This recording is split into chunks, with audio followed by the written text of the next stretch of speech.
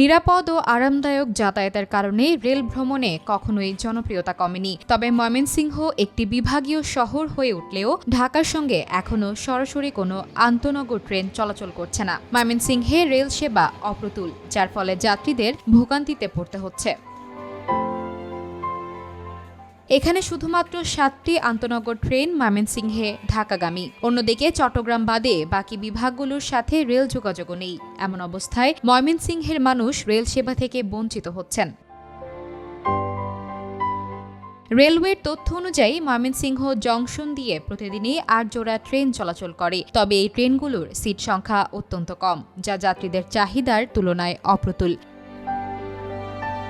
অফিসের কাছে যাইতে হইতেছে, খুব জরুরি দরকার আজকেই। এটার জন্য আমরা ঢাকা যাইতে হইতেছে, টিকিট নাই।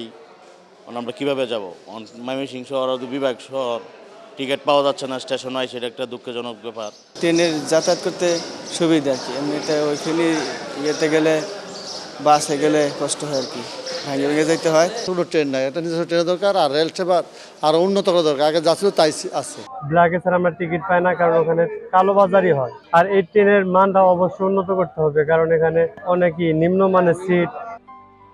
ময়মনসিংহ স্টেশন মাস্টার জানিয়েছেন যে আসন সংখ্যা বাড়ানো এবং ট্রেনের সার্বিক মানোন্নয়নে প্রস্তাবনা পাঠানো হয়েছে। এখন ইন্টারসিটি চলাচল করছে 8 জোড়া এবং বাকি 17 জোড়া লোকাল মেল ট্রেনে 17 জোড়া। আর আপনি যেটা বলেন টিকিট যাত্রীর তুলনায় অতি নগণ্য। এটা আমাদের হাইওয়ে অফিসিয়াল সবসময় আমরা ওনাদের ভিজিটে আসলে আপনাদের কাছে আমরা দাবি করি, অথবা আমাদের যে ডিমান্ড আমরা জানিয়ে দিয়ে থাকি, ওনারা চেষ্টা করেন ওদের মতো বরাদ্দের চেষ্টা করবেন, আমাদেরকে সবসময় আশ্বাস দিয়ে যান আর কি। এখন টিকিট কাটতে গেলে আপনার কাউন্টারে আসলে আপনাদের ওটিপি যাবে, কালোবাজারে হাতে যাওয়ার সুযোগটা অনেক কমে আসছে। যখন আপনি কাউন্টারে যাবেন টিকিট কাটতে, তো যেই নাম্বারটা কাটা হবে ওই নাম্বারে ওটিপি যাবে, ওটিপি দিয়ে না দিতে পারলে আপনি টিকিট পাবেন না কাউন্টার থেকে। ভারপ্রাপ্ত স্টেশন সুপারিনটেন্ডেন্ট ময়মনসিংহ রেলওয়ে। তবে ময়মনসিংহের যাত্রীদের এখানকার ট্রেনগুলোর নিরাপত্তা ব্যবস্থা ভালো নয়, প্রায় ঘটে ছিনতাই বা ডাকাতির ঘটনা। বর্তমান যে যাত্রীগুলো ফেস করতেছে আপনার ডাকাতি, ছিনতাই, চুরি, যদি এইসব আপনার পুলিশের নিরাপত্তা বেশি থাকতো, পুলিশ টহল দিত, পুরো ট্রেনে যদি 2-3 বার রাউন্ড দিত, আর আইন শৃঙ্খলা বাহিনী বেশি থাকতো, যাত্রীদের নিরাপত্তাটা বেশি পেত। পরপর এই 2টি ট্রেনে ডাকাতি হয়েছে। লোকাল ট্রেনে এখন চড়তে গেলেই আমাদের মধ্যে একটা আতঙ্ক বিরাজ করে। আসলে এই আতঙ্কের মূল কারণটা হচ্ছে এই হরহামেশাই লোকাল ট্রেনগুলোতে আপনার ছিনতাই হচ্ছে। আমাদের যে কর্তৃপক্ষ আছে, কর্তৃপক্ষ যদি একটু তৎপর হয় তাহলে হয়তো আমাদের জন্য একটু ভালো হবে, আমরা নির্বিঘ্নে আর কি চলাফেরা করতে পারবো। সম্প্রতি জারিয়া লোকাল ট্রেনে ডাকাতির ঘটনায় 4 জনকে গ্রেপ্তার করেছে রেলওয়ে পুলিশ। আমাদের গোয়েন্দা নজরদারি বাড়ানো হয়েছে।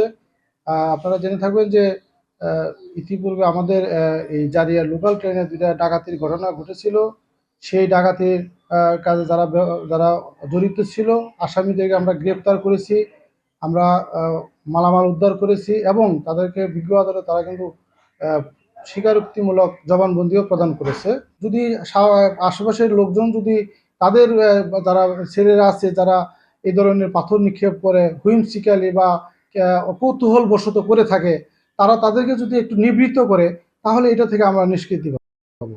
আবার যাত্রী সাধারণ দেখা যায় যে রানিং চলন্ত ট্রেনে যত্রতত্রভাবে মোবাইল ব্যবহার করে, এটা নিজেরা একটু সচেতন হলে সেই মোবাইল হয়তো ছিনতাই প্রতিরোধ হবে।